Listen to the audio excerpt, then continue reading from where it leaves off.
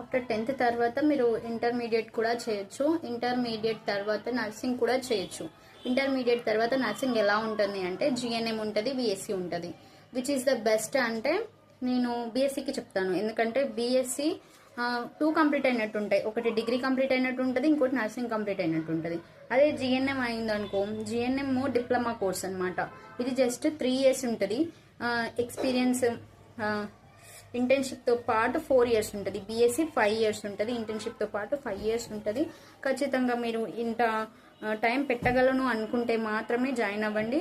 You can learn for it. తర్వాత BSc తర్వాత ఇంకా ఫర్దర్ చదువులు చదవాలనుకుంటున్నాం అనుకుంటే you can go for MSc nursing. MSc తర్వాత పిహెచ్డి.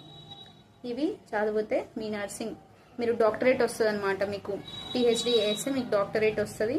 సో మీరు ఫర్దర్గా ఏమైనా రీసెర్చ్ చేయాలనుకున్నా కూడా చేయొచ్చు అనమాట.